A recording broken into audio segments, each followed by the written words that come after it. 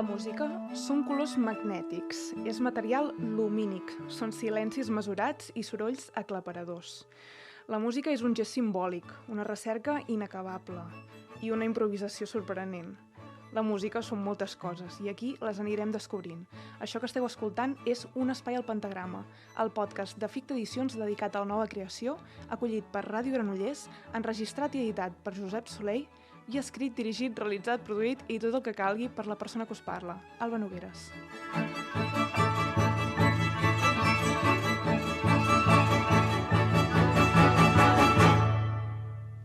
Avui parlem amb un compositor que navega apassionadament per l'oceà immens del fet sonor. Sie erbeuten die Verbände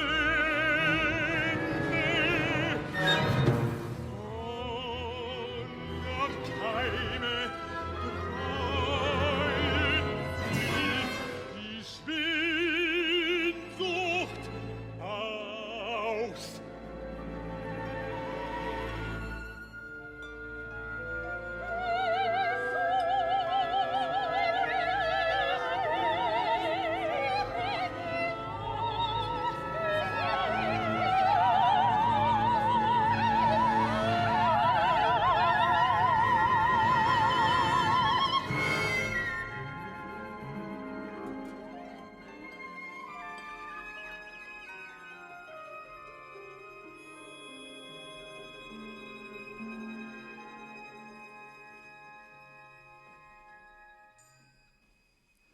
Héctor Parra, sigues molt benvingut. Com estàs? Moltes gràcies, Alba. Aquesta temporada hem de dir que l'hem arrencada amb converses a la distància, perquè no et tenim a l'estudi, sinó al telèfon, perquè des del 2002 això resideixes a París.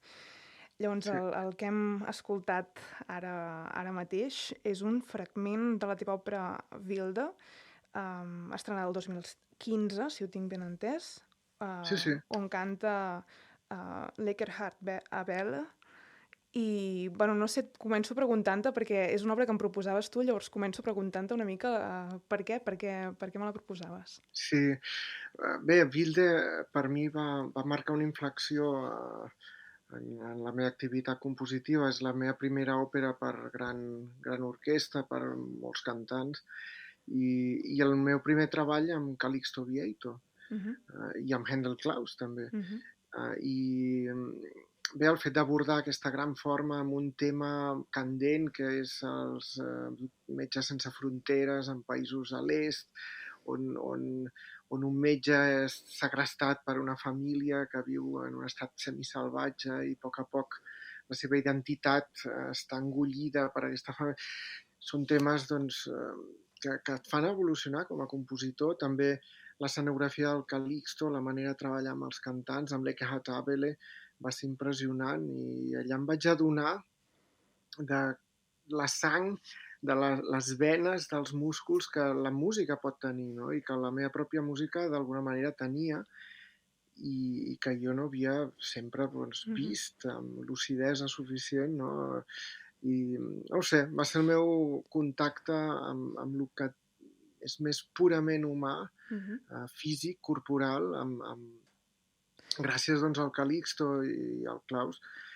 I a partir d'aquí hem continuat col·laborant, tant en un com en l'altre, hem fet altres obres i va marcar un punt d'inflexió total. Diries que va ser un canvi, et va comportar un canvi estètic, per tant, aquesta obra, aquest redescobriment d'aquesta visceralitat, potser, no? Sí, un aspecte més humà. Sí, en certa mesura ja venia d'uns anys abans de treballar amb Marine Diaye, l'escriptora francesa, amb temes molt humans, molt de relació de mares a fills, psicològics, del devenir, del morir també, del néixer, i va, diguéssim, d'alguna manera va culminar en un primer moment amb aquesta òpera, no? Sí, canvi estètic en el sentit que vaig començar a explorar la combinació, de fet, de textures orquestrals, inclús més sovint més extremes, més àcides, d'alguna manera, amb scratch, crasers a les cordes, amb plats, címbals tocats amb arc, I a la vegada amb harmonies de vegades més diatòniques, amb Mhm. tríades, i a la vegada amb veu operística més plena, Mhm. d'alguna manera, per expressar d'una manera doncs, més plena Mhm. aquestes contradiccions internes dels personatges i aquest sentir líric de l'existència, no? Que Mhm. sentir líric és tràgic, necessàriament, quan treballes amb Henry Claus o Calixto Vieito, Mhm. l'existència humana està condicionada Mhm. per aquest diguem, element tràgic sovint d'impossibilitat de completud, diguem, Mhm. i això jo ho he vist molt, no sé, congrego molt, és Mhm. algo que sento íntimament també. Mhm. Um, els humans fem les coses més increïbles de tots els animals que hi ha a la Terra, no? L'art, la ciència, i també les més horrendes, no? Mhm. Com el genocidi, posem, és a dir, i això és el mateix, és a dir, són les dues cares de la mateixa moneda i això és realment potser la lliçó que he après més treballant amb el Mhm. Calixto, per exemple. Mhm. I Wilde ja és això d'alguna manera. Mhm. L'estrena d'aquesta obra va ser el 2015, llavors em sembla que va ser poc després, el 2016-2017, No? que va ser unes residències, bueno, va ser compositor convidat, diguéssim exactament, no sé quin és el terme, però al Palau de la Música i a l'Auditori.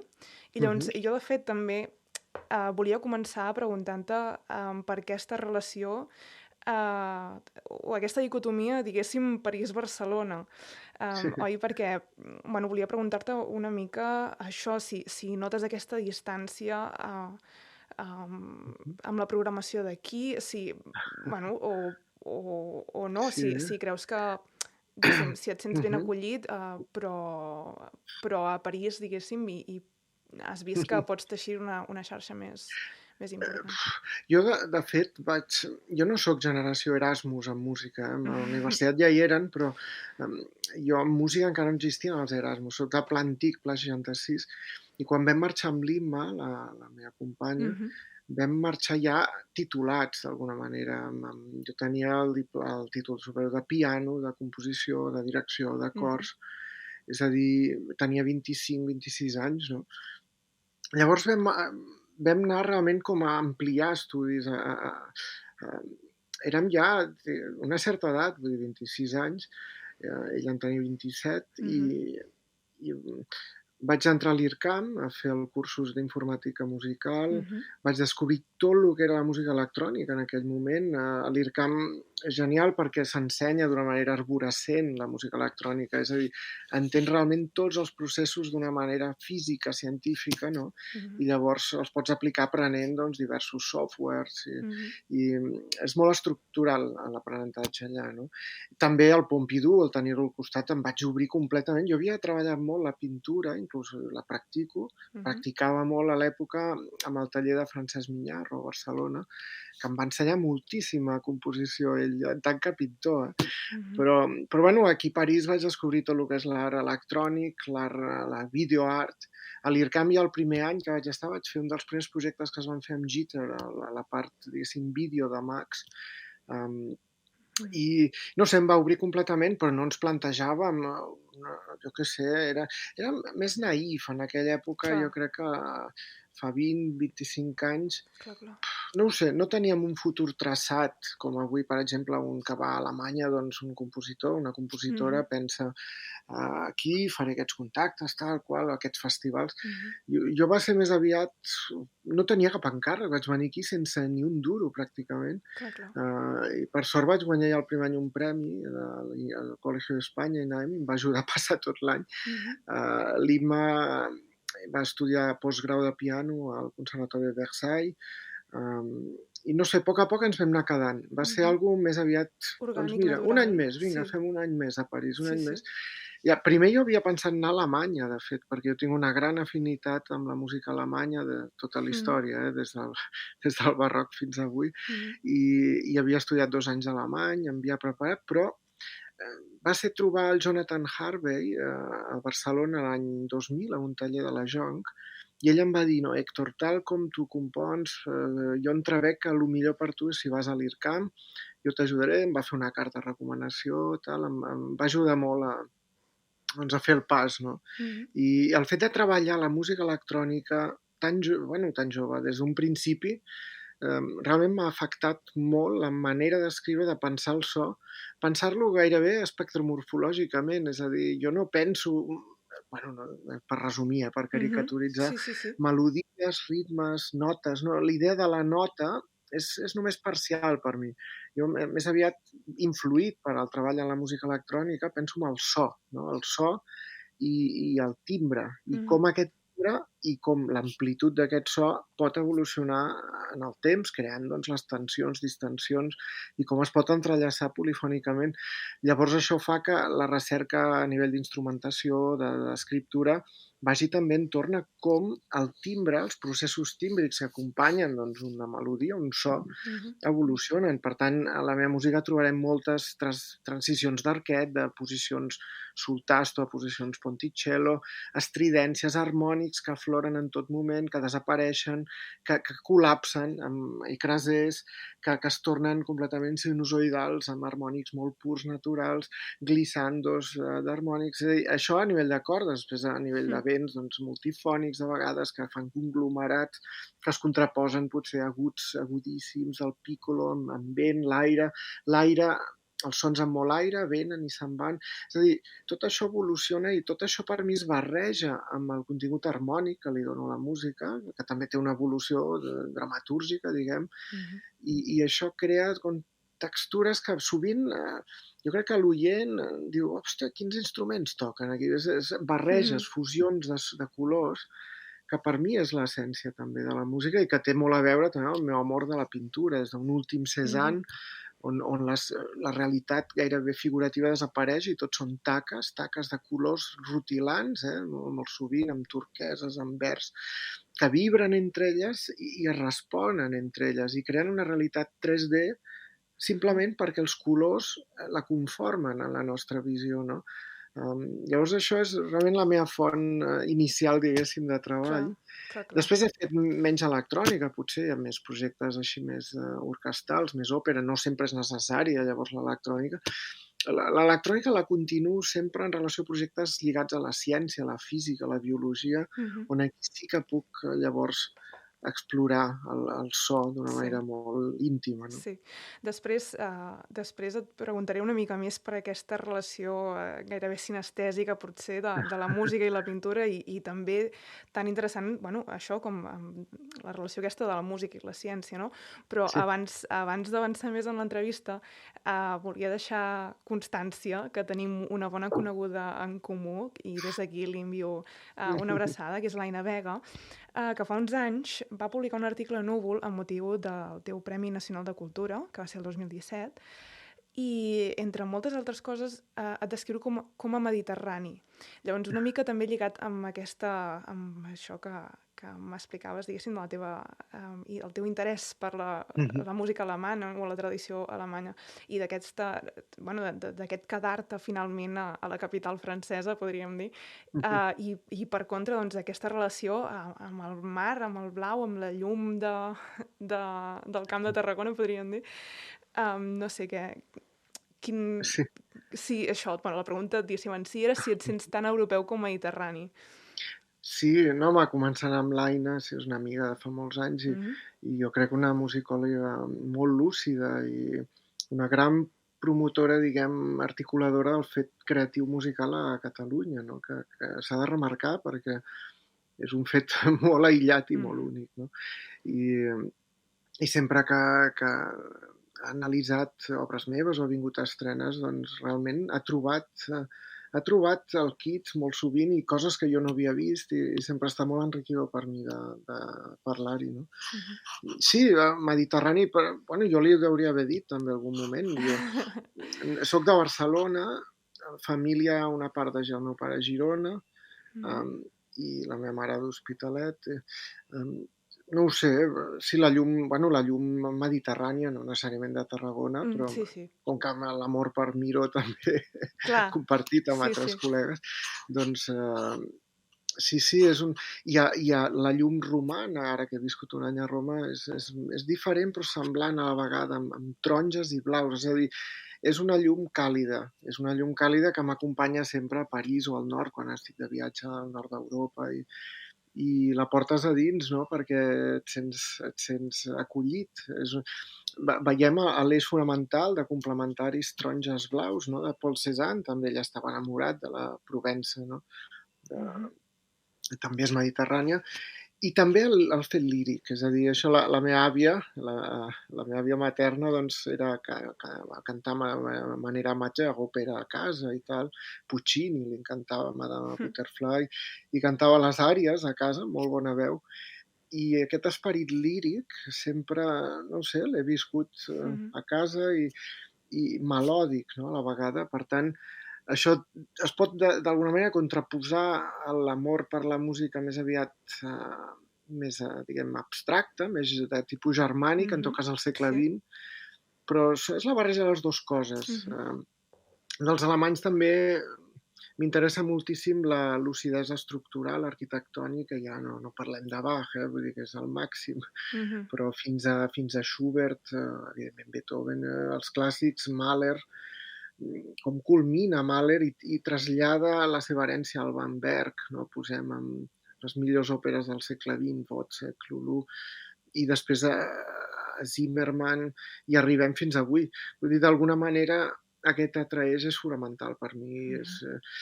Realment, quan em sento complet sentint una obra musical, quan sento allò que dius, buah, és generalment en música alemanya, és quan la polifonia es lliga de tal manera que no sé com dir-ho, la tensió és tan gran que realment et deixa complet, et deixa...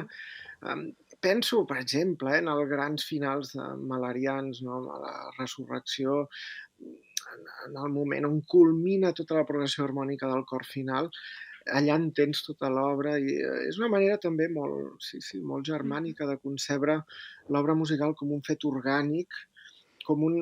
Per exemple, la gran forma dramàtica del classicisme que neix de l'òpera i culmina fins al segle XX és la sonata, no sonata concebuda com a obra de piano o de cambra, sinó com a forma, no? I amb Mahler trobem elements espectaculars, com els temes s'envelleixen d'alguna manera quan es reexposen, es comprimeixen, es tornen més sarcàstics, i els temes et parlen gairebé com si fossin amics, com si fossin persones, no? I al final això va lligat a una estructura monumental, absolutament lúcida, cuidada, que en el fons et fa entendre el que és l'existència, no? La fragilitat, la futilitat, pràcticament, de la nostra existència com a éssers vius. El Mahler més espiritual, no? De la novena sinfonia, posem que Berg deia que era de lluny la millor obra, no? Sense haver-la escoltat mai encara, però tenint el manuscrit, no?, que li havia deixat l'Alma a ell, no? I no ho sé, això... D'altra banda, la música francesa també m'encanta. L'Imma la toca molt, molt bé al piano, és una gran amant de Debussy. Jo havia tocat bastant Ravel al piano, per exemple, i el pianisme m'encanta absolutament, l'harmonia també d'aquesta música, fins a Boulez, després, fins a Messiaen, evidentment, que la part sinestèsica també m'ha interessat molt amb els seus tractats, i no sé, combinar una mica, jo crec que jo vinc a ser un compositor mediterrani importat aquí al nord, i que en el fons veu molt de la música del país veí, però vivint i subsistint a França, d'alguna manera. És a dir, és una barreja. De fet, som tots europeus, i jo crec que avui en dia parlar tant de fronteres, no ho sé, jo em sento tan proper, posem, a un músic parisí o europeu que en un de català, d'alguna manera. La meva llengua materna és el català, no? Però no ho sé, és... No, em dono per resposta. És aquest esvair fronteres i unes influències que no sempre es poden apuntar de manera detinguda. Bueno, s'han de viure, és a dir, més que pensar què t'influenciarà o analitzar, és una vivència, són els anys que deixen un pòsit, que sedimenten, no? No ho sé, la música francesa home, per mi sempre he tingut més tendència a l'Alemanya, però amb els anys tothom em diu, ostres, això, la teva orquestació recorda tal, Ravel, tal qual, Sí. Messiaen, i te n'adones de tot el que portes amb tu de França. clar, que I, moltes el meu vegades no fill és... Marc és nascut aquí, estudia a l'escola francesa, vull dir, som francesos d'alguna manera a la Clar. vegada, no? Però bé, és més la vida el que importa que no pas la previsió del que vulguis fer-ne. No? Mira, parlant per tant d'aquest pas dels anys i d'aquesta acumulació, no?, de vivències, anem a una altra peça.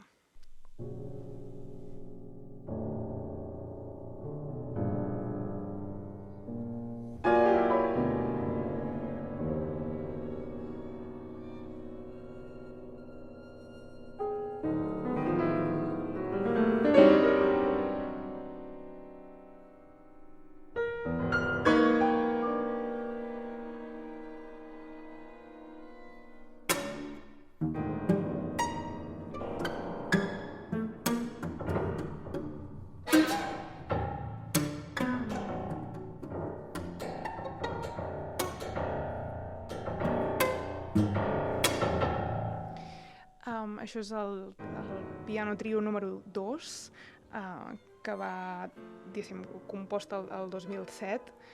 Em comentaves que era una peça significativa també en la teva carrera.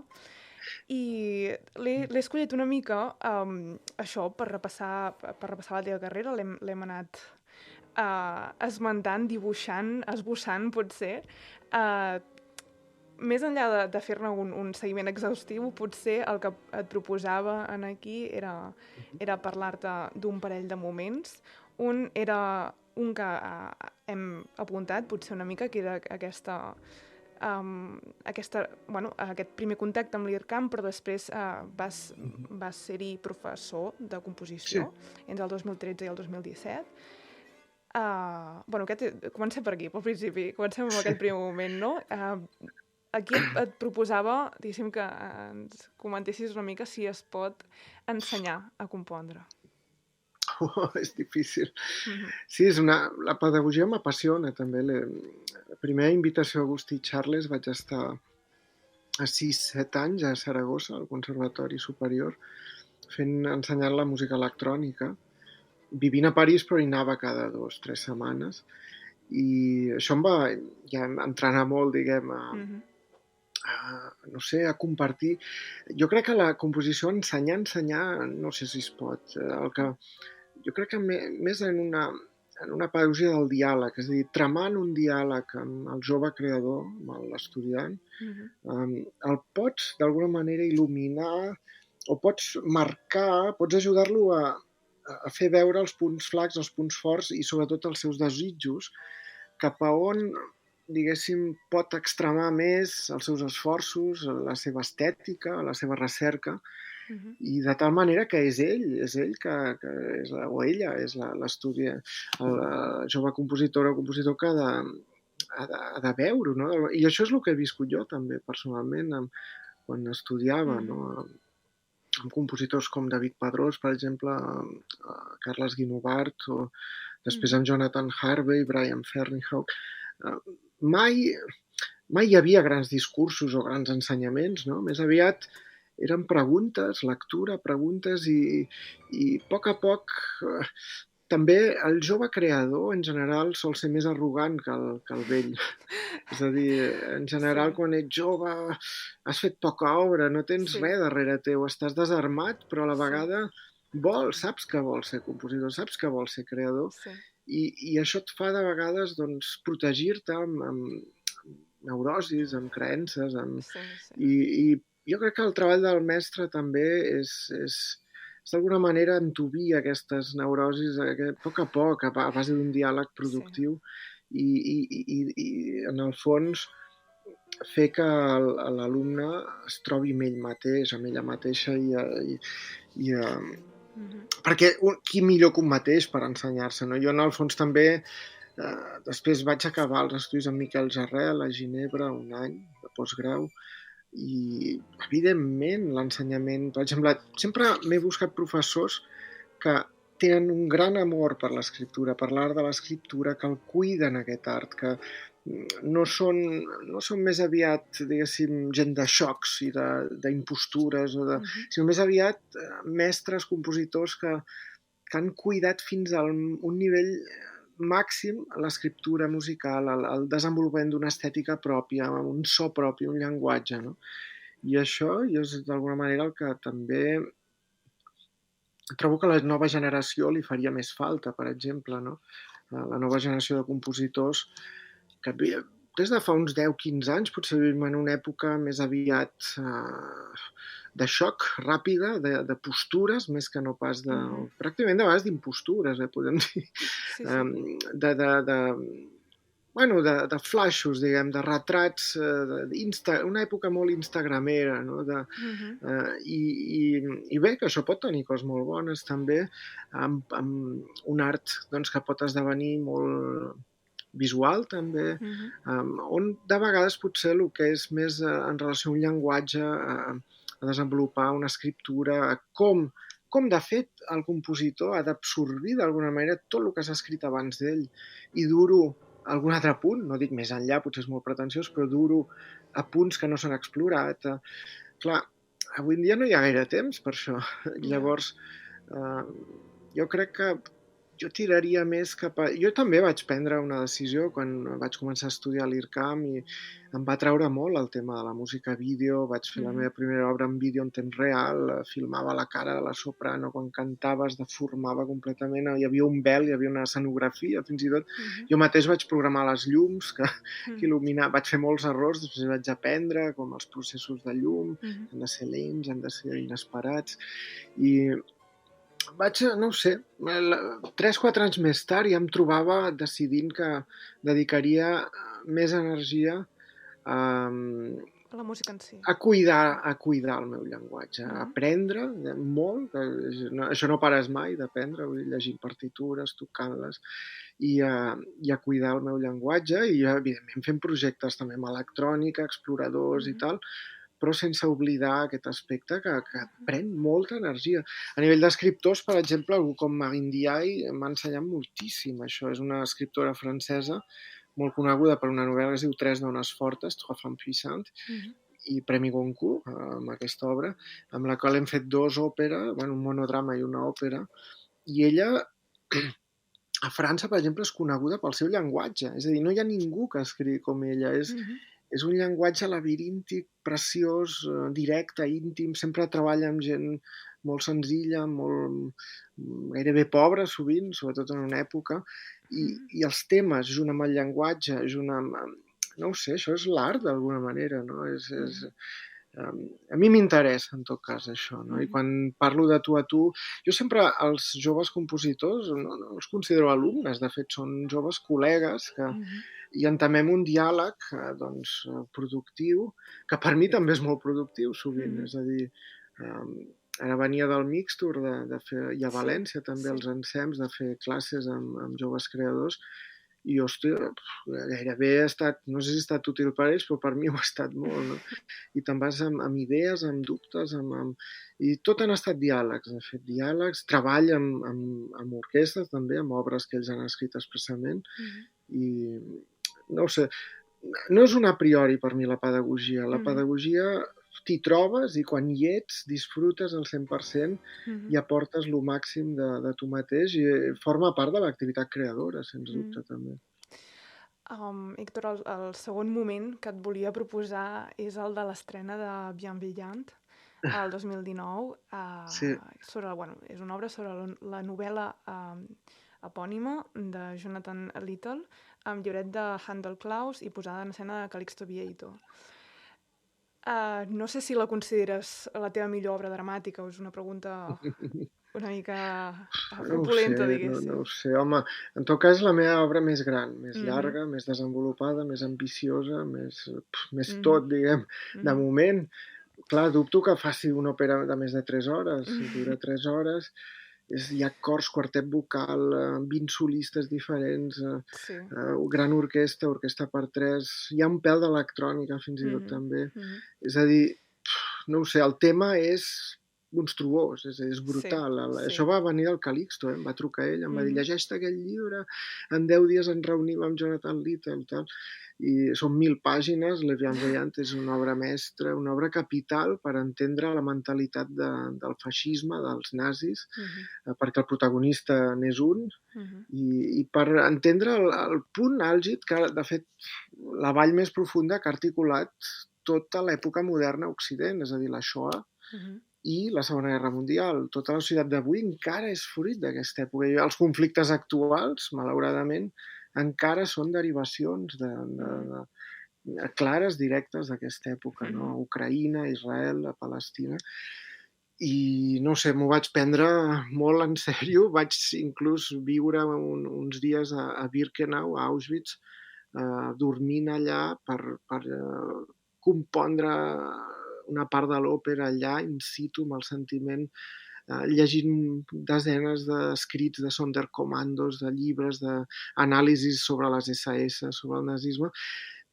Klaus Teweleit, per exemple, el seu increïble fantasmagoria Mena Fantasien, que ha estat l'anàlisi clau que per Jonathan Little li ha permès de psicoanalitzar el nazisme fins a aquest punt. No? Sí, per mi, i Calixto, jo crec que era la bondat del Calixto també, és aprofundir al màxim en el mal, la maldat humana, articulada a través aquí de moviments polítics potentíssims com el nazisme.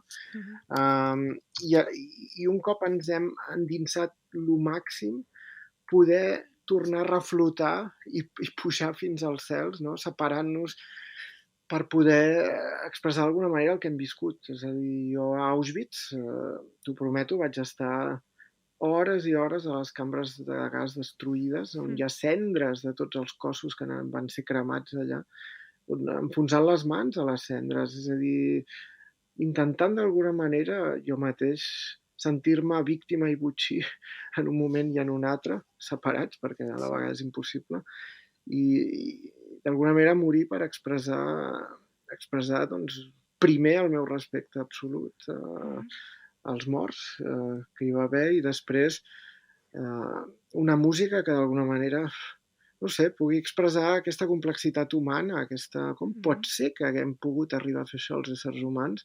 Perquè no són monstres, són éssers humans. Vull dir, de nazis sí que n'hi havia alguns que eren absolutament monstruosos, com Blobel, que va ser el butxí de Babi Yar, la matança més gran que hi ha hagut en un sol moment, en un sol dia, 34.000 jueus assassinats al mateix lloc, creant després un mar de cadàvers a dintre d'una fossa, movent-se alguns, perquè no morien tots a l'acte. I això ho va causar un ésser humà sanguinari, boig, borratxo, absolutament monstruós, sí. Però la major part dels nazis no eren així. Pensem en un Eichmann, per exemple, eren gent tranquil·la, amants de la seva família, que posaven en un calaix tots els seus assassinats, i quan estaven amb la seva família eren perfectament amorosos i tendres. No? És a dir, aquest clivage, es diu en francès, no sé en català com clivage, compartimentació mental terrible que l'ésser humà és capaç de fer un i altre cop, perquè genocidis n'hi ha en tot moment, en tota època. Ara mateix n'hi està havent-hi uns quants a tot el món, d'actes genocidaris.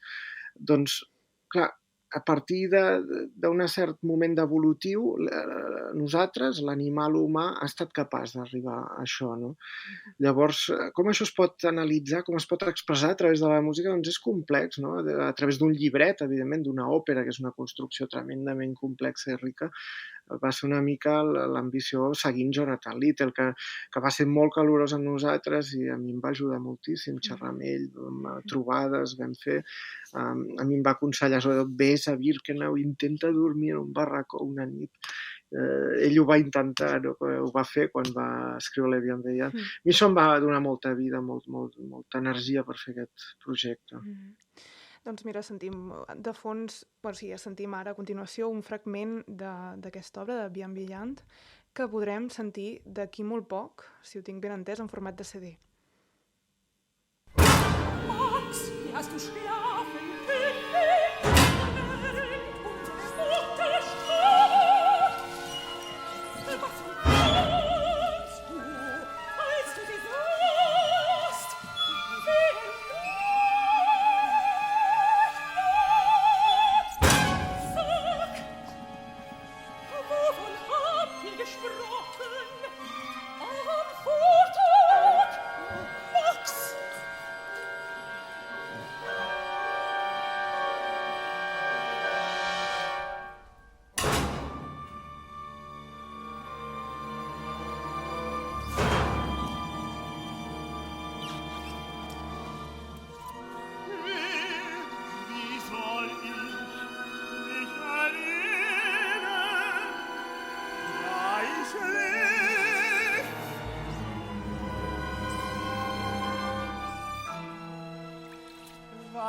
ich es nicht.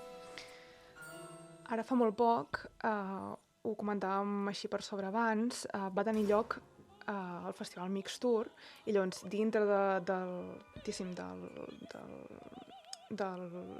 la programació del festival hi havia l'estrena del cicle complet de constel·lacions de Miró. És un cicle que parteix de les 23 constel·lacions del cicle, diguéssim, de pintures de Miró, i que es teixeix en poemes d'Arnau Pons, que doncs, en aquest cas va narrar Pere Arquilloé. I acabem de dir doncs, que van interpretar al piano Imma Santacreu i Lluís Espiguler. En vam parlar per correu fa uns dies, però ara en podem parlar, diguéssim, en directe a través d'aquesta conversa, si et sembla, que què té Miró que t'hi atrau i que et captiva i que hi tornes? Miró, sí, com a artista global, artista universal català, des de ben petit, de fet, perquè a casa meva, el menjador de casa, estava capitalitzat per un quadre de Miró, un quadre dels anys 50, una reproducció, evidentment, i és llengua materna, d'alguna manera, el seu llenguatge ja madur d'aquesta època. Jo mateix el copiava, recordo fins i tot havia guanyat un concurs de dibuix aquests que feien al Saló de la Infància, de catalana de gas, em sembla, i imitant d'alguna manera aquest estil pictòric del Miró ja dels anys 50. Després recordo haver estat als seus funerals a Santa Maria del Mar. Jo diria que no s'hi vam poder entrar, però vam estar allà amb la gentada que hi havia. Jo tenia 7 anys. No? És un record dels primers grans artistes catalans, doncs, haver viscut en a final de la seva època. No? I després, anys més tard, la Carmen Martínez, amiga pianista, doncs em va dir: per què no fas una obra sobre totes les constel·lacions? Tal? I vam començar-hi a treballar, llegint. Jacques Dupin, per exemple, cal mencionar el seu monumental tractat sobre Joan Miró, que és potser de lo més bonic que un escriptor, que un poeta ha escrit sobre un artista, no? Sobre un artista plàstic. Després, amb l'Imma, que és la meva parella, aquí a París, de seguida vaig veure que treballar les constel·lacions requeria un piano ampliat, un piano amb un enriquiment absolut de colors, de sons, i això requeria 2 pianistes. Llavors aquí va entrar l'Imma, la Lluís Espiguler, com a pianistes que s'alternen teclat, cordes, una està dreta a les cordes, l'altra està asseguda al teclat, o 4 mans de vegades, o solos. Llavors, el confinament ens va servir amb l'Imma, perquè estem aquí literalment tancats a casa, no? A París, doncs a improvisar junts, a treballar, a penjar-nos cada quadre, cada constel·lació, i a trobar quins objectes, per exemple, cargols de mar, petxines, pintes, raspalls, pinces, tot tipus d'elements, cadenes de metall, o plàstics, plectres, baquetes de percussió de tot tipus. Com cada constel·lació podia ser expressada a través d'un paisatge sonor, no? Pianístic, però no clàssic, diguem, no simplement un preludi de piano. I aquí cal dir que els mesos de confinament doncs, van ser per nosaltres els mesos mironians, no? Més absoluts. També Miró com a exemple. El Miró d'aquesta època, justament, Miró és vastíssim i passa tot el segle XX, pràcticament, però l'any 40-41, quan va fer les constel·lacions, que és l'equinocci absolut de la seva vida, al mig, el zènit, va sofrir la invasió nazi de França, va haver d'exiliar-se un altre cop, paradoxalment, a l'Espanya franquista, quan ell era clarament republicà, i gairebé d'anònim, va haver de tornar, va estar amagat. És a dir, com només a través de la creació artística més profunda i més diguéssim, autèntica va aconseguir subsistir aquesta època tan terrible, no? Com sublima les angoixes, també a les seves pintures anteriors, les pintures salvatges dels anys 30, la preguerra civil espanyola, diguem, com sublima aquests monstres amb dents, tots dentats, deformats, amb trompes, que es toquen entre ells, però que no, en paraules d'Alexandre Cirici, donen molt i no reben res, d'alguna manera. No? Són personatges teratològics, monstruosos, com amb les constel·lacions, amb els colors rutilants, la polifonia de colors i després de teixits constel·lats, el sublima d'alguna manera, no? I arriba a un estat de sublimar tota aquesta tortura humana, no? Que ell mateix pot haver viscut pràcticament en la seva pell. No? I tot això és un aprenentatge, també, és un ensenyament. I haver fet aquest cicle en un moment en què hi ha hagut desenes de milions de morts per la Covid, hem perdut tots familiars, hem perdut gent propera, l'hem passat d'algun moment o altre, de manera més o menys dura. Doncs bé, va ser un gran moment tràgic també del segle XXI, no? Que d'alguna manera un artista així t'il·lumina i et fa sentir que tot pot tenir un sentit, no? Malgrat la... també vam perdre molts compositors, la tira d'encàrrecs, anul·lacions tremendes. Miller Jan se'n va anul·lar a Nuremberg, per exemple, l'havíem ja assajat, els cors, i d'un dia a l'altre s'anul·la i clar, se't cau el món a sobre, no? Quan són òperes, treballs que has dedicat anys de la teva vida, no? I d'un dia a l'altre, paf, desapareixen, no? Llavors, concentrar-me en Miró, les constel·lacions, amb les improvisacions que fèiem amb l'himne, amb el piano, ella donant moltes idees, molta imaginació, i intentar-les transcriure en partitura. No sé, són coses que t'omplen la vida de felicitat, també, en el fons. Diries que eren traduccions, diguéssim, traduccions d'allò visual pictòric a allò sonor, musical? O preferiries utilitzar... O eren més aviat inspiracions, potser, més que no pas... Sí, paisatges sonors. Sí, no traduccions, no en un sentit literal. Més amb l'Arnau Pons, després vam pensar que era el poeta absolutament ideal per encarregar-li el projecte de tornar a proposar uns nous textos, com havia fet André Breton als anys 50, sobre les 23 constel·lacions. Doncs Arnau Pons ha escrit poemes meravellosos sobre cada constel·lació, amb referents claríssims a cada pintura, però d'una manera absolutament poètica, imaginativa, fent traspuar darrere fons el propi Miró, no? És a dir, l'actor, el Pere Arquilloé, quan diu els poemes, d'alguna manera veiem que és Miró qui parla, no? Però bé, l'Arnau, a més... A part de ser un poeta que admiro moltíssim, que té una llengua absolutament única, expressiva, era amic de Jacques Dupin, que era el poeta de Miró, diguem, el poeta que ajudava Miró amb els títols dels quadres, que li va fer el gran tractat. No? És a dir, aquí hi ha una connexió. L'Arnau és de Mallorca, també, Miró està vinculadíssim, i no sé, vam tancar d'alguna manera la quadratura del cercle. I els textos de l'Arnau potser donen la part complementària de les constel·lacions. Diguem, la part musical ofereix un paisatge, un element sonor que acull, de fet, el pensament cristal·litzat de manera més... amb un significat més explícit en els poemes, que a la vegada no pretenen ser extremadament... específics, no? Sinó que és poesia, és Miró. Fins i tot hi ha moments que cita Rimbaud, que era un poeta que Miró freqüentava moltíssim a l'època de les constel·lacions. Hi ha frases del propi Miró incrustades en els textos de l'Arnau, i no sé, en el fons és un espectacle de 2 hores que està entre el melodrama, l'obra de concert, la música de cambra, pràcticament operístic sense veu cantada, evidentment, no hi ha veu cantada, però bé, és un híbrid, no ho sabem. L'obra la vam veure claríssima quan vam treballar a l'equip, tots nosaltres, amb la Lluïsa també, l'Imma i l'Arnau, però després, no sé, va ser això i ara s'ha estrenat a l'auditori i esperem que es faci també múltiples formats. L'obra és llarga en si, és com anar a sentir una integral, no? És una obra molt gran, però bé, dura vora 2 hores. Això, l'estrena d'aquest cicle sencer, diguéssim, complet, perquè abans, diguéssim, s'havia presentat en públic, diguéssim, fragments, no? Però l'estrena del cicle sencer va ser el Festival Mixtur. Llavors, jo he anat repassant una mica també més agenda, i llavors m'he trobat amb un parell de concerts de València que diguéssim, que vas fer fa poc, en el marc del festival Ensems, on s'hi van interpretar doncs, el Déu quartet de corda número 4, que es compondre a la memòria de Robert Gerhard en el 50è aniversari de la seva mort. Llavors, arrel d'aquí, et volia preguntar quin pes té Gerhard en la teva manera d'entendre la música.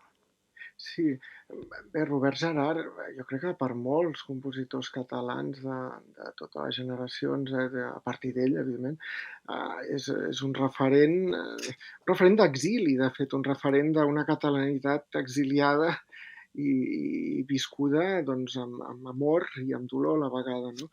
I això, de fet, aquest quartet me'l va encarregar al Festival de Witten, a Alemanya, de la WDR, i al mateix moment pràcticament em va trucar el conseller de Cultura a l'exili aquella època i em va demanar si volia compondre una obra en homenatge a Robert Gerhard i vaig pensar, ostres, doncs sí, clar que voldria, però ara he de fer aquest quartet tal, i vaig aconseguir unir les dues comandes i evidentment els dos quartets de Gerhard eren un referent claríssim, però a la vegada la quarta sinfonia, el Cotiló, per exemple, que és una cançó popular catalana que ell estima molt i que cita en la sinfonia. I no ho sé, Sí, era el 50º de la mort. Robert Gerhard, clar, a mi m'interessa moltíssim el Gerhard madur a l'última època. Jo crec que és la part més espectacular de la seva obra. És un senyor de 60-70 anys fa l'obra d'un jove, diguem, amb l'energia d'un jove i amb l'avantguarda que faria una persona de 30-40 anys a la mateixa època. No? Abans veu més de fonts diverses, més folclòriques fins i tot, però o schoenbergianes en un sentit més acadèmic del terme. Schoenberg el considera un dels 9 veritables deixebles que va tenir. I després, al final de la seva vida, els últims 10 anys, explota amb una creació, amb 20 obres, posem, no sé quantes són, però una trentena d'obres absolutament deslumbrants, espectaculars, amb un llenguatge absolutament madur, modern, d'explorador, amb tímbrica, i un món harmònic també molt particular, molt construït i molt sensible. No? I aquí és el que cito en aquest quartet. Cito fragments de la quarta sinfonia, fragments del segon quartet de corda també, uns fragments animats, i el va estrenar el Jack Quartet, primer en vídeo, de fet ho van gravar expressament per l'auditori, des de Nova York, amb màscares i tot, hi ha un vídeo que es pot veure a l'Auditori Play, i després el van estrenar al Funkhaus de Colònia un any més tard, quan la Covid ho va permetre, no? I després ho han tocat aquest quartet al Fabric, que és un quartet jove però espectacular i que jo crec que faran una carrera impressionant. El meu quart quartet no és gens fàcil, és una obra de vora 20 minuts on hi ha tot el que es pot fer. És a dir, en tot cas, el que jo sé demanar a les cordes, amb colors extrems, amb combinació de polifonia d'una densitat màxima, mínima, han de tocar fins i tot amb no sé com es diu en català, el grits, el ferro de l'empunyadura de l'arquet, amb crasers escrits al mínim detall, amb harmònics. No ho sé, és un quartet exigent, com ens mostra també, en aquest cas, el mestre Robert Gerhard, no? Amb la seva música d'una exigència absoluta. No? I avui no podem ser menys, en tot cas. Per homenatjar el mestre hem d'assumir els seus reptes. No? Escoltem, doncs, un fragment d'aquest quartet número 4, que es titula Un concertino di Angeli contro le pareti del mio cranio.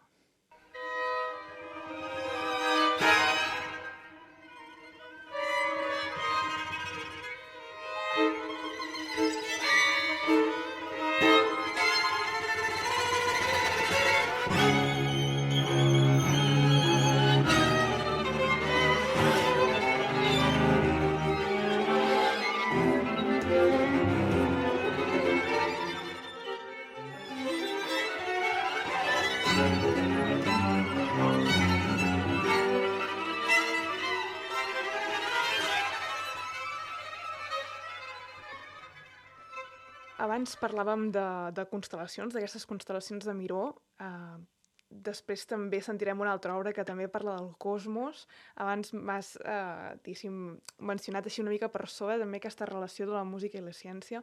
Per tant, ara aquí et proposo que ho tractem una mica més, no? En quina mesura relacionen per tu la música i la ciència?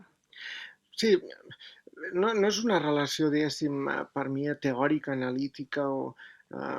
sí que n'hi ha moltes, vull dir, relacions.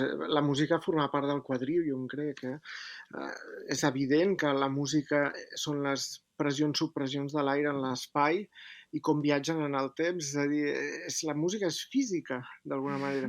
Però bé, més enllà d'això, que és evident, d'alguna manera, a mi m'ha agradat relacionar la música i la ciència com a activitats creadores en si, no?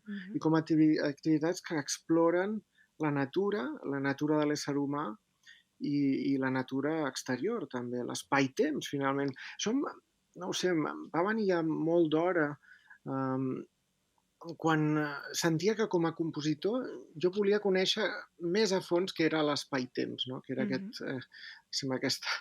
aquest complex espai-temporal, fins i tot en una època doncs, llegint Bergson, però després, evidentment, anant a parar a la física teòrica. No? El meu pare és físic teòric, sempre me n'ha parlat molt, i jo havia estudiat fins a un cert punt física, no? Després a la universitat no vaig fer, però m'interessava molt des de ben petit.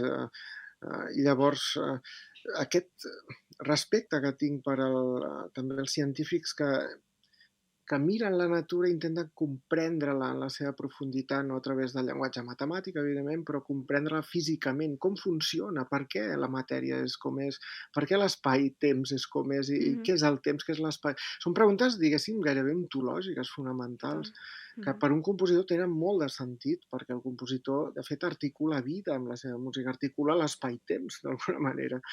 Llavors va més per aquí la cosa. De seguida, quan estava encara estudiant o a l'època de l'IRCAM, em van contactar el Toni Rumbau i el Dietrich Grossi d'Òpera Butxaca a Barcelona per fer un projecte d'òpera butxaca treballant el tema d'art i ciència, justament. I al final vaig anar a parar a demanar-li un llibret a la física de Harvard, Lisa Randall, que em va fascinar absolutament la seva teoria d'una quinta dimensió, i havia llegit el seu llibre Word Passages.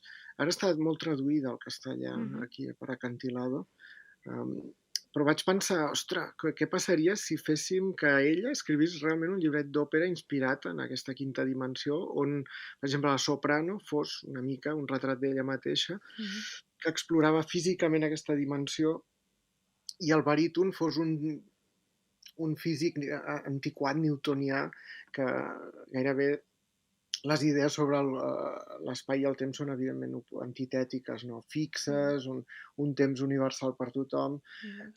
I d'això va donar High Frequency Prologue, que ha estat una òpera de cambra doncs, que ha tingut bastanta difusió, fins i tot s'ha fet a Alemanya, a Suïssa, a França, es va fer al Liceu també al seu moment, al foyer, al Centre Pompidou es va estrenar, a Luxemburg també s'ha fet, es va gravar amb CD, a l'època en què els CDs encara es venien, se n'han venut 2.000 d'aquesta òpera, als Estats Units molt s'ha venut, i fins i tot vam fer una versió al Guggenheim de Nova York, amb l'artista Matthew Ricci, que havia fet els vídeos per l'escenografia, i de manera que la soprano allà al Guggenheim anava ascendint per l'escalinata.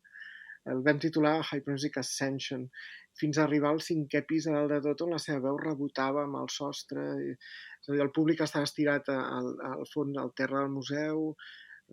No sé, va ser una experiència de fer aquesta òpera, ja que per mi queda una mica lluny, és l'any 9, estem parlant. Després he continuat amb, per exemple, l'amic i gran físic francès Jean-Pierre Luminet, sobre els forats negres. És a dir, m'he interessat a fenòmens físics extrems que, de fet, articulen tot l'univers. Els forats negres són, diguéssim, els talls en l'espai-temps, les concentracions màximes de matèria i energia que provoquen una singularitat, una discontinuïtat en l'espai-temps, i que potser són connexions amb altres universos.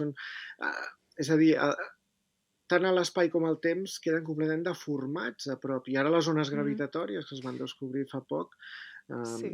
doncs també m'han inspirat molta música, perquè, per exemple, tal com una ona gravitatòria concreta, fruit d'una col·lisió de dos forats negres, deforma l'espai-temps d'una manera molt precisa, podem també deformar l'espectre d'un so orquestral, tant amb l'escriptura concreta, que hi apliques, amb dinàmiques creixent o diminuent, aguts, greus, com amb l'electrònica, tractant l'espectre, diguéssim, fent stretching o compressió de les bandes d'harmònics, no? D'aquests so espectrals. Per tant, podem d'alguna manera teixir paral·lelismes al·lucinants amb fenòmens físics de primera magnitud, que en el fons el que fan també és fer-te evolucionar el teu propi llenguatge, no? A través d'aquest contacte amb la física fonamental. D'altra manera, jo també veig una relació amb l'humà, és a dir, jo no treballo amb aquests conceptes per un interès intrínsec, que també, perquè m'encanta llegir aquests temes, llegir llibres d'assaig i veure com un científic desplega el seu pensament i finalment et dona una visió del món, et modelitza una problemàtica i et dona una visió, una conclusió, no, d'alguna manera.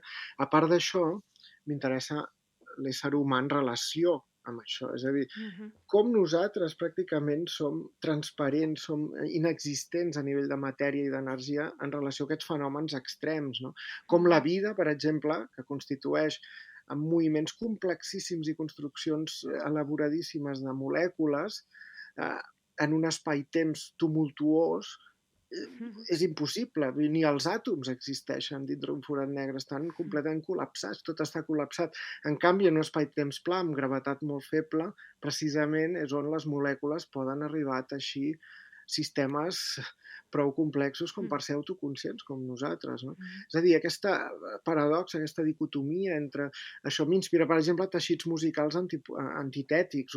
Pensem en Encara Saint l'Horizon, allà explorava espais-temps amb gravetat feble i vida intel·ligent, vida complexa, compàs 4/4, regular, un temps regular lent, on teixits melòdics riquíssims es poden enarborar, poden entreteixir la vida d'alguna manera. Per contra, moments tumultuosos, tempo rapidíssim, compassos irregulars, amb compassos de corxera, de semicorxera, de negre, partits, tallats, una manera gairebé stravinskiana, diguem, doncs amb una matèria sonora molt més, diguéssim, amorfa, tumultuosa i pràcticament massa instrumental, massa acústica, doncs podrien més aviat estar propers a lo que és la física de forces fortes, no? La física fonamental, diguéssim, relativista, que es diu, no? Força física relativista, no? I on la vida no és possible. Per tant, no sé, és una poètica, en el fons el compositor és més a prop, és un poeta doncs, que pot treballar amb la matèria d'una manera molt plàstica, molt física, perquè treballem amb el so, no? I els músics expressen aquest treball, no? Però, per contra, són poetes, no són pas científics. És això, no? O sigui, hi ha aquestes dues vessants, podríem dir, de relació, una potser més Sí, material... per exemple, una vessant molt clara, Alba, i que jo he reflexionat sempre molt, és com haver treballat amb forats negres i amb cataclismes d'aquesta magnitud, amb orquestra.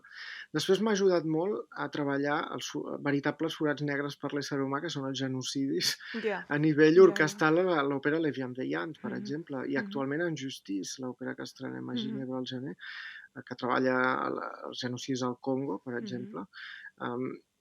És evident, és a dir, és tan forat negre una cosa com l'altra, no és tan cataclismàtic.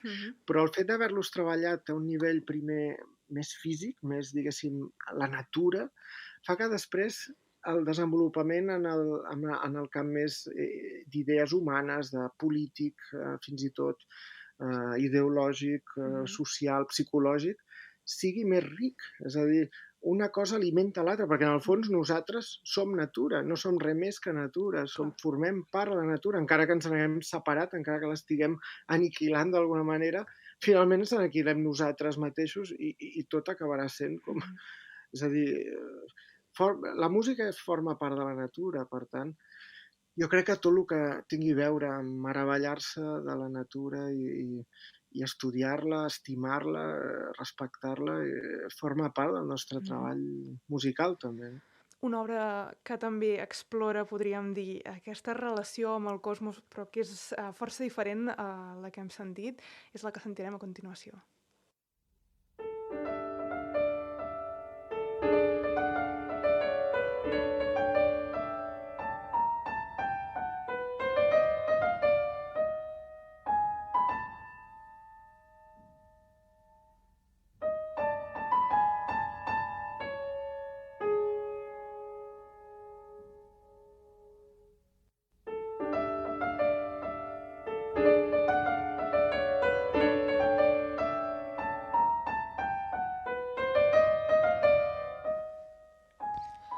El que sentim de fons és una obra titulada Vallmanetes, que s'inclou dins el disc L'univers a tocar.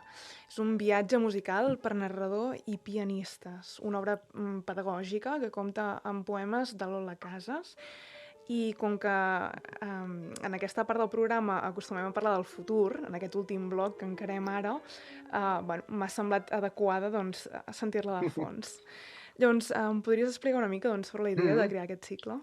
Sí, bé, aquest cicle neix de la pròpia família de la meva germana Tània Parra, que ha publicat ja molts llibres pedagògics per piano i altres instruments a l'editorial Boileau, i també de l'Imma, la meva dona, que és professora, gran pedagoga també de piano, pianista, i que tots junts ens vam reunir un dia per dir per què no fem una obra pedagògica que tracti la qüestió ontològica de l'ésser humà, no? Des de lo més proper a nosaltres, que és un Vallmanetes, que comença així, és una obra d'un nivell mig-baix de piano, per piano sol, fins al Big Bang. És a dir, anem una regressió al passat, hi ha una endivinalla, que és la vida. La Lola ha teixit els poemes d'una manera fantàstica, amb un llenguatge proper als nens que ells puguin, o els joves, no tant nens, que puguin entendre. I anem fent una regressió cap al passat, passant pels dinosaures, l'origen de la vida a la Terra fa 3.500 milions d'anys, l'origen dels àtoms i el Big Bang, i després un viatge invers, però en la macroescala, l'origen de és a dir, la radiació còsmica de fons, després fa 280.000 anys després del Big Bang, és a dir, quan l'univers es va fer transparent, quan es van formar les estrelles, les galàxies, hi ha un catàleg també d'estrelles, que respon abans a un catàleg de dinosaures, és a dir, tot és una obra en mirall, articulada al centre pel Big Bang, i al final acabem també amb un Vallmanetes, però passem a través d'un forat negre, un altre univers, anem a parar a un altre planeta i al final ens trobem un altre bebè, que no és un bebè humà, sinó un bebè extraterrestre. No? I al principi i al final és per piano sol i pel mig s'introdueixen les cordes. Hi ha fins a 5 nens i nenes que se'ls demana que toquin també les cordes del piano amb diversos estris i transformen el so. És a dir, en aquest sentit, també és una exploració del piano ampliat, de tècniques exteses, i diguéssim, l'element més físic, més misteriós de l'origen de l'univers, doncs també és un element més misteriós i més físic en el piano. No? Les obres més elaborades és la vida autoconscient, el principi i el final, l'amor per un bebè, no? I les, diguéssim, més brutalistes o més sintètiques, més simbòliques, són al centre. El Big Bang ja no diem, vull dir, el Big Bang no hi ha res més misteriós i més simple a la vegada. És una gran... No es pot dir ni una explosió, és el tot està bonificat en un no-res i paf, hi ha un moment que... És una transició de fase, segurament, des d'un univers anterior fins al nostre. No? Llavors, en aquest punt, la música és absolutament un clúster a les cordes i a les... Paf! És un soroll pur, no? I a partir d'aquí, era la idea de l'obra, no? El cicle sencer el poden escoltar les persones que ens escoltin, diguéssim, a les plataformes. I també volia aprofitar per dir que a YouTube trobareu tot d'exercicis de tècniques esteses per piano. Sí, perquè és un llibre, es pot comprar a Boileau amb les partitures. És també un estudi pedagògic molt aprofundit sobre noves tècniques del piano. És a dir, hi ha els vídeos gravats de 30, no sé si 20 o 30 tècniques diferents amb objectes. Hi ha explicacions pedagògiques també entorn del tema, perquè és un llibre temàtic, és un espectacle, està pensat, dura uns 30-40 minuts, llegit amb els poemes dits per un narrador, Sí, i és un espectacle sobre la vida, què és sí, l'existència, no?, d'alguna sí, manera, sí. parlada per nens. Sí. Volia aprofitar també una mica aquesta hora per parlar de l'educació en la pràctica, doncs, d'aquestes tècniques, no? O sigui, de les Sí. tècniques de la introducció, d'aquestes tècniques esteses en el currículum, podríem dir, de la interpretació més acadèmica. No sé, si canviaries alguna cosa d'això en el De món com es fa avui educatiu. en dia? Sí, Bé, en general, jo més aviat seria optimista i molt d'acord. positiu, és a dir, en relació als estudis com es feien, duien a terme fa 30, 20, 30, 40 anys, avui en dia jo crec que la jove generació surt molt més preparada, molt més oberta, i també els propis compositors han explorat ja molt més totes aquestes tècniques, s'han generalitzat. És a dir, avui entenem la música com a so, no com a notes, per exemple. Sí. No són notes només, una nota és un símbol que ens permet expressar una idea d'altura, de so, d'amplitud, però no només això, no? És a dir, Sí. i avui les grans orquestres del món, els conservatoris, doncs és un fet absolutament normal incorporar les tècniques exteses, extended techniques a tots els instruments. Hi ha grans tractats, Bergenreiter, per exemple, l'editor alemany, té una col·lecció fenomenal per cada instrument, actualitzada, amb CDs, on els compositors poden... També el treball amb cada músic és fonamental, no? Però avui en dia jo crec que és generalitzat i ja no hi ha marxa enrere, és a dir, ja no hi ha marxa enrere. La música avui en dia ja incorpora aquesta ampliació, aquesta, diguéssim, més gran riquesa tímbrica. No sé com evolucionarà el futur, això és impredictible, no? Però el que està clar és que l'evolució de la vida mateixa, i com que dèiem que la música també és un fet orgànic, és un fet biològic d'alguna manera, mai va enrere. És a dir, la vida mai ha evolucionat anant enrere. Hi ha evolucions convergents, evidentment, hi ha éssers que han evolucionat tornant a formes del passat. Per exemple, les aus tornen a semblar els pteranodons, però genèticament per res. És a dir, les aus són animals molt més moderns, més avançats, no? És a dir, en la música jo crec que el mateix. Es pot anar a èpoques més clàssiques, més simples, èpoques més complexes, èpoques on hi hagi més exploració, èpoques on menys, però enrere, tot el que va realment enrere és irrellevant. És irrellevant, jo crec. No deixa petjada, no deixa petja, no deixa... És com la vida mateixa. Sí. Això potser seria en relació a un futur més abstracte, més ambigu, més general, però parlem d'un futur més concret, que és les properes activitats que omplen la teva agenda. Aquest 2024 et podran sentir a Japó, a Suïssa, a França, a Àustria i a Alemanya, però jo volia, diguéssim, treure exclusivament potser allò que podrem sentir aquí més a prop, que és l'òpera titulada Orgia, que s'interpretarà aquest mes d'abril al Gran Teatre del Liceu, que consta de la direcció d'escena i el llibret de Calixto Vieito, i que és un coencàrrec i una nova coproducció entre el Teatro Arriaga Anzocchia de Bilbao i el Festival Castell de Peralada.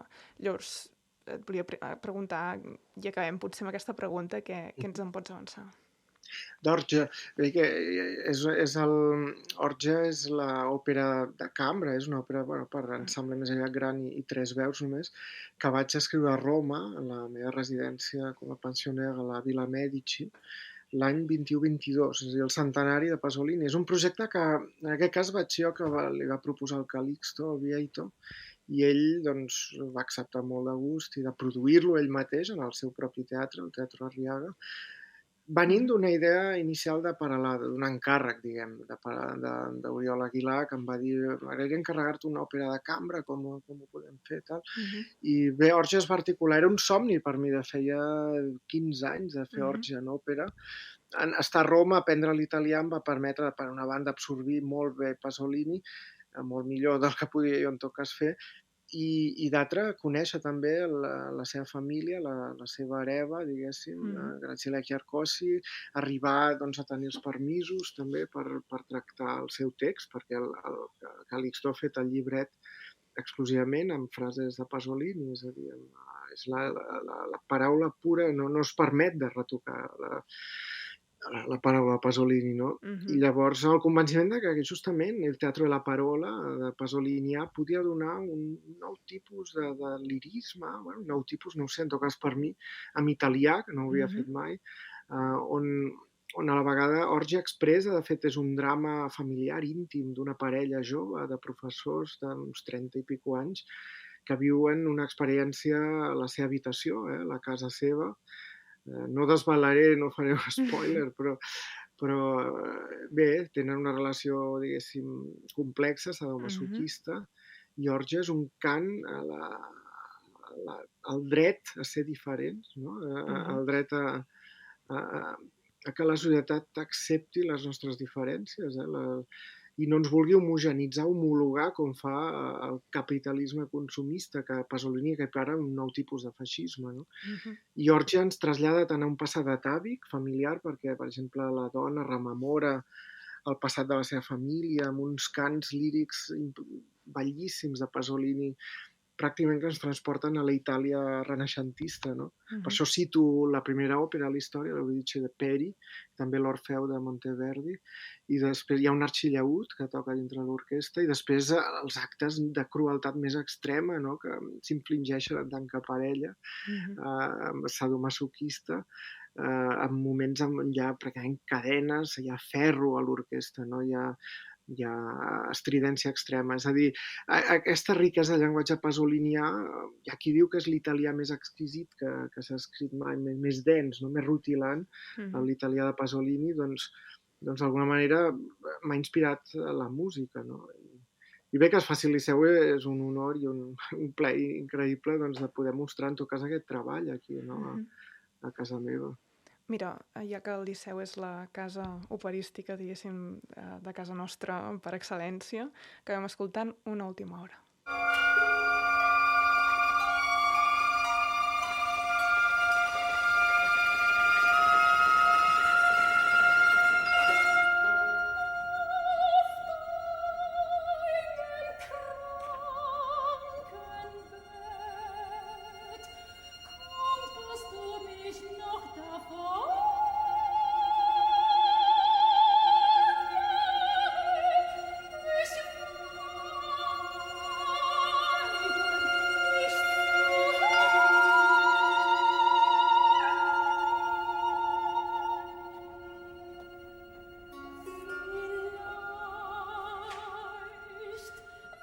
Héctor Parra, moltes gràcies per haver-te connectat en aquesta trucada. Ens acomiadem escoltant aquest fragment d'una de les teves òperes, Das Gefährte Leben, i això, i agraint-te profundament això, que hagis accedit a fer aquesta entrevista. Gràcies a vosaltres, Alba. Gràcies. Nosaltres marxem, però recordem que ens podeu escoltar sempre que us vingui de gust a la pàgina web podcast.ficta.cat i a la vostra plataforma de podcasts de confiança. Si ens voleu fer arribar felicitacions, queixes o suggeriments, sapigueu que ho podeu fer a través del correu electrònic podcast@ficta.cat o a través de les xarxes socials de Ficta. Jo sóc l'Alba Nogueres, la sintonia que sentiu de fons és d'en Jordi Nus i ens heu pogut escoltar bé gràcies a en Josep Soleil. I hem creat aquest espai al Pentagrama acollits per Ràdio Granollers en un podcast de Ficta Edicions dedicat a la nova creació. La setmana que ve tornem amb més música.